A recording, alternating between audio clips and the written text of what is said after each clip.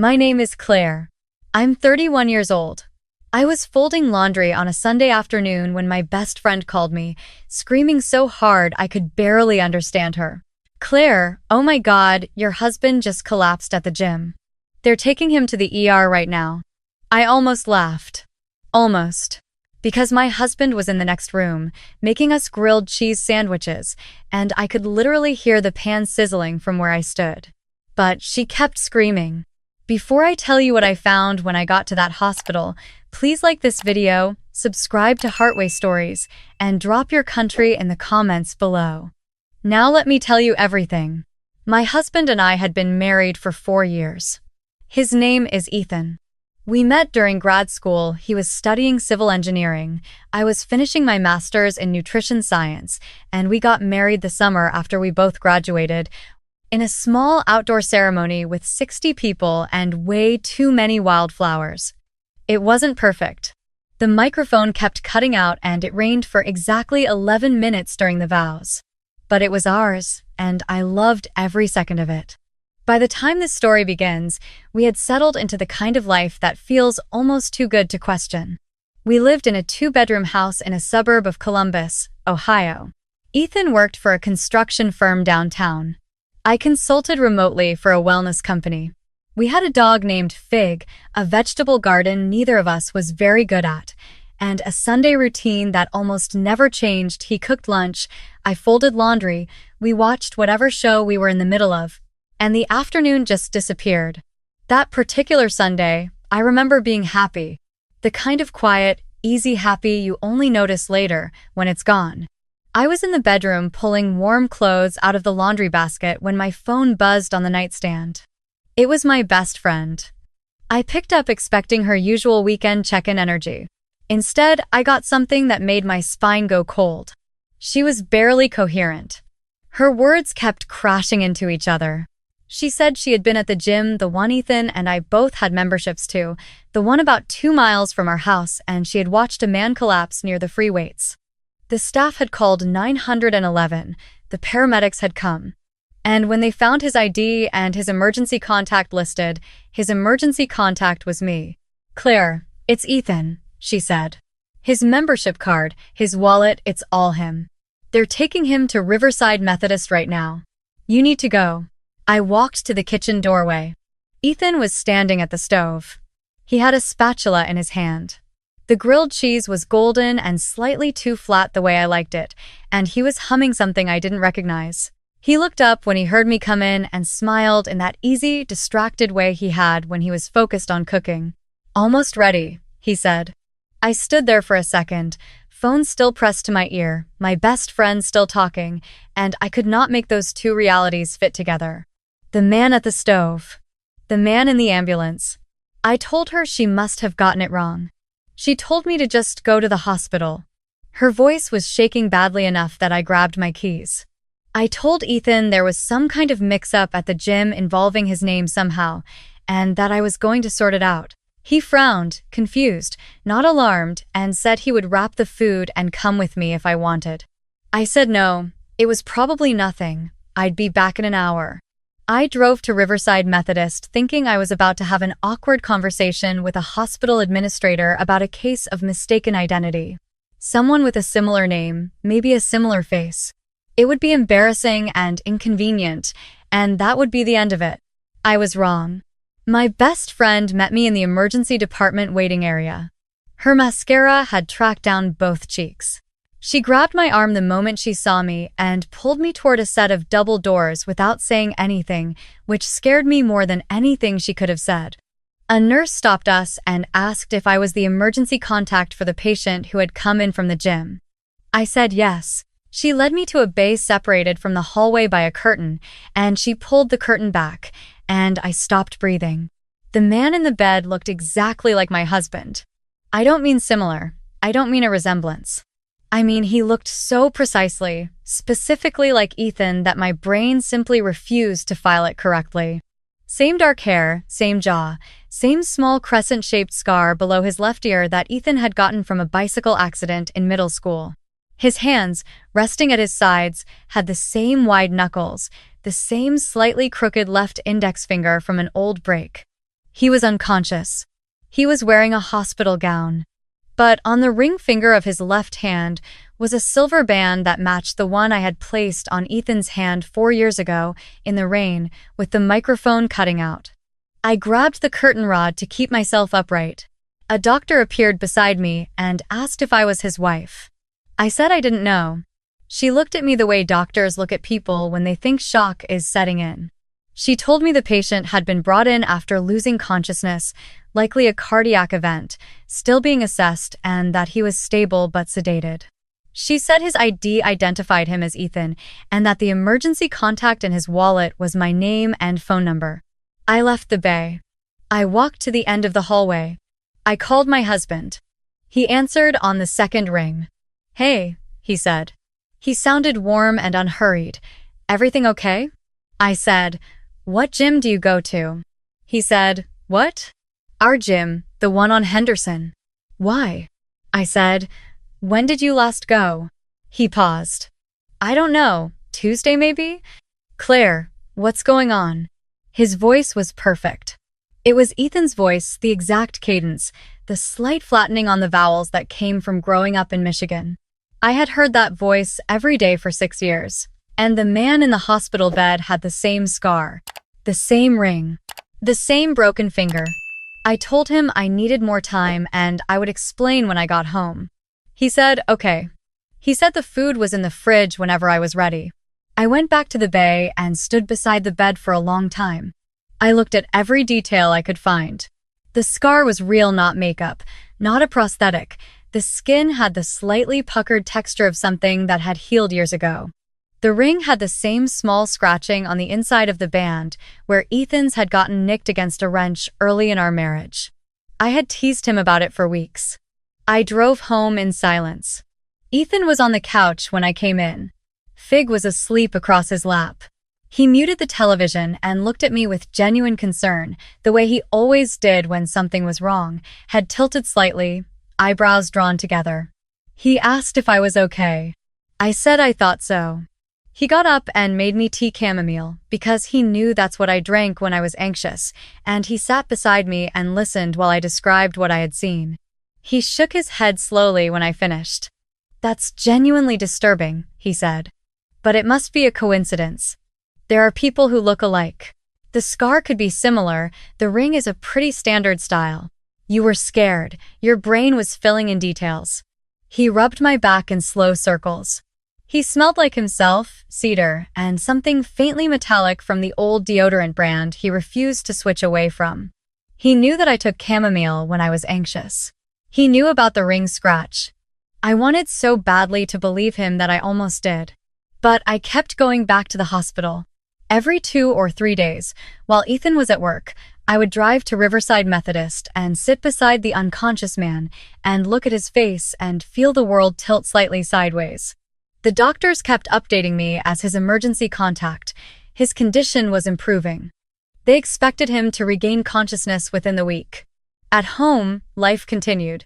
Dinner, conversation, the dog's evening walk, the Sunday routine.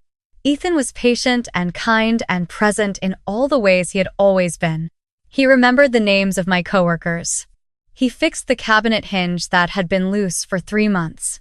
He woke up early one Saturday and made the Dutch baby pancake I had mentioned wanting once in passing 3 weeks earlier. I started keeping a list. Not of suspicious things, exactly. Just differences, tiny ones. Ethan had always been bad at remembering which side of the bed the TV remote lived on. This Ethan always knew. Ethan had a habit of touching his left ear when he was thinking hard, a self-soothing gesture I had noticed within the first few months of knowing him. This one did it with his right. Ethan hated cilantro with a completeness that bordered on theatrical. This one ate the cilantro off his tacos without noticing. Every time I added something to the list, I told myself I was catastrophizing. Habits change. People eat things they don't love. The remote thing was trivial. But the list got longer. Then my best friend called again, about 3 weeks after the first call. She asked me to meet her for coffee, and when I arrived, she was already there, sitting in the corner booth, with her laptop open and her hands wrapped around her mug like she needed something to hold on to. She turned the laptop to face me. She had been doing some digging. She worked in hospital administration and had access to systems I didn't, and she had found something she couldn't explain and could not tell me about. The patient in Bay 7, the man who had been admitted as my husband, had been admitted with documents that were flawless. Driver's license, insurance card, gym membership, emergency contact information. Everything matched. But she had cross-referenced the insurance claim with the policy number, and the policy had been opened 14 months ago, not 4 years ago, when Ethan and I had set up our joint insurance after the wedding. 14 months. Exactly. She had also found a name. Not Ethan's name. A different name attached to the original policy application before it had been amended. The name was Noah. Noah was Ethan's older brother. I had met Noah exactly twice. Once at a family reunion 2 years into our marriage, when he had shown up late and left early, and Ethan had been visibly tense the entire time he was there. Once at Ethan's father's retirement party, where Noah had stayed on the opposite side of the room from us all evening. Ethan had told me only the broad strokes that they had grown up close, that something had happened in their mid-20s, that they no longer spoke. He had never told me what the something was. I sat in that coffee shop and felt the room narrow around me. I drove to my mother-in-law's house that afternoon. Ethan's parents were divorced, and his father lived in Arizona, but his mother, a retired librarian named Doris, lived 40 minutes north of Columbus in a small house full of houseplants and framed photos. I had always liked her. She welcomed me in without question, made coffee, and sat across from me at her kitchen table with the careful stillness of a woman who sensed she was about to hear something difficult. I asked her about Noah. She was quiet for a long moment. Then she told me that Noah had been in and out of trouble for most of his adult life. Financial fraud, mostly fake identities, forged documents, credit schemes. He had served 18 months in a federal facility about 7 years ago. After his release, he had largely disappeared from the family's life by choice. She hadn't heard from him in over 2 years. She also told me something she had never mentioned before because she hadn't thought it relevant, because it was simply a fact of the family's history. Noah and Ethan were identical twins. The room went completely silent around me. She said they had been close as children and then estranged as adults, and that after everything Noah had done, Ethan had found it easier to simply not discuss it. She had respected that. She was looking at me with an expression that was shifting, slowly, from sadness to something more like alarm. She said, "Claire, why are you asking me this?" I told her everything. I drove home and I acted normal. I set the table. I asked about Ethan's day. I laughed at the right moments. I cleared the dishes and I said goodnight, and I lay in the dark beside the man who might be my husband, and I stared at the ceiling and breathed very carefully. Then I started working. During the day, while he was at work, I went through everything I could access. Our joint accounts showed no unusual activity, but when I looked more carefully at the savings account I kept separately in my name, I noticed that someone had begun researching transfer processes. Not moving money, just researching. Learning the steps. The browsing history on the shared home laptop had been cleared regularly, but not quite regularly enough. I found cache data from sites about property transfer law in Ohio, about power of attorney, about how joint assets are divided. I called a lawyer.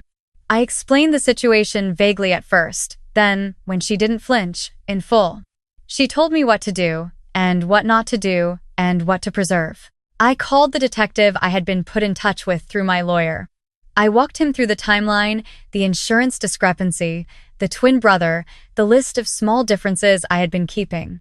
He listened without interrupting. When I finished, he said he'd need a few days. Those days were the longest of my life.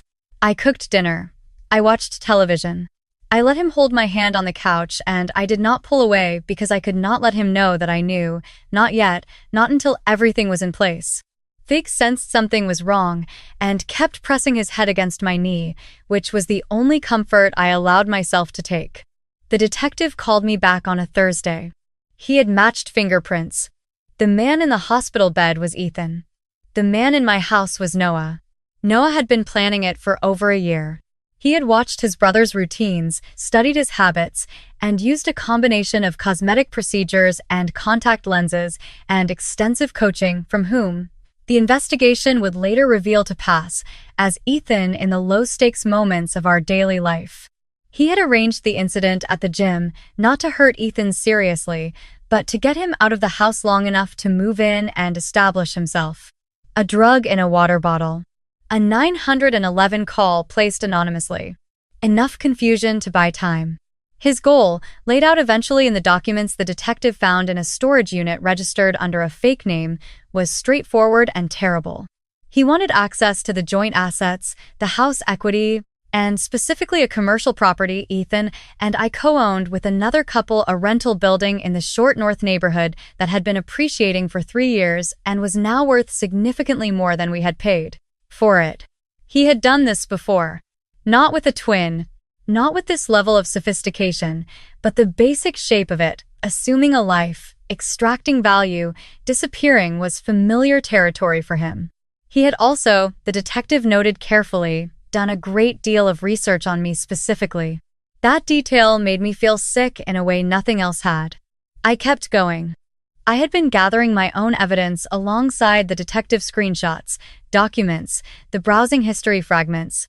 A voice recording from a conversation where he had referenced a detail about our finances that Ethan would have known and I had never shared with anyone else. I also had the list. Every small inconsistency, dated and described.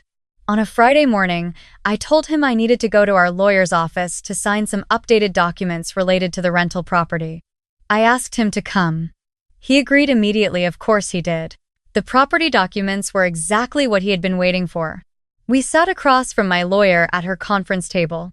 She placed a folder in front of us. He reached for the pen. I put my hand over his. "Before we sign anything," I said, "I want to ask you something." He looked at me. His expression was patient, slightly puzzled, completely convincing. He had been completely convincing for weeks. "What did you get me for our 2nd anniversary?" I asked. "Not the dinner. The thing you hid in the garden." Ethan had buried a small time capsule in our vegetable garden for our 2nd anniversary. A tin box with 2 letters inside, one from him, one that he had asked me to write to my future self. He had dug it up a year later, and we had read them together on the back porch with a bottle of wine. It was one of the most specific, private memories of our marriage.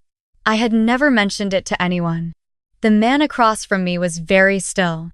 "The anniversary present," I said again. He smiled slowly. "You mean the dinner reservation?" "No," I said. "The garden." The silence lasted 4 seconds. I counted. Then the door opened and the detective came in with 2 police officers, and Noah stood up too quickly and knocked his chair back and said something I won't repeat. And then he was in handcuffs, and I was staring at the carpet, and my lawyer was putting her hand on my arm and asking if I was all right.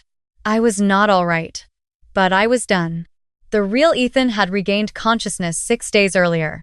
I had been there when he woke up, sitting in the chair beside his bed, and when his eyes opened and found my face, the first thing he said was my name, just my name, in his voice, the actual one, and I had to leave the room for a few minutes before I could come back and talk to him. He didn't know what had happened to him, not at first. He remembered going to the gym. He remembered feeling wrong suddenly, dizzy, and then nothing. He had woken up not knowing how many days had passed or why his wife looked like she had been crying for a month. I told him everything. It took a long time. He cried, which I had seen him do exactly twice before in 6 years. He kept apologizing, which made no sense and which I kept telling him made no sense, and he kept apologizing anyway. Noah's trial lasted 9 days. The charges included fraud, identity theft, unlawful imprisonment of his brother through drugging, criminal conspiracy, and several related financial crimes. His lawyer argued diminished capacity. The jury did not agree. He was sentenced to 22 years. On the day the verdict came in, Ethan and I drove home from the courthouse and sat in our backyard while Fig ran in circles in the grass. It was October. The vegetable garden had died back for the year, and the ground was bare. Ethan looked at it for a while. "I want to plant something different next spring," he said. I asked what. He said he didn't know yet, something that wasn't there before, something we hadn't grown. I leaned against his shoulder and looked at the empty garden and thought about how strange it was to feel grateful in the middle of wreckage. But I did. I was grateful for the Sunday routine and for the chamomile and for the dog and for my best friend who had called screaming and couldn't stop. I was grateful that I had kept that list, all those small quiet details, all those moments that hadn't felt like evidence but were. I was grateful that I knew, even when I was most afraid, which man was mine.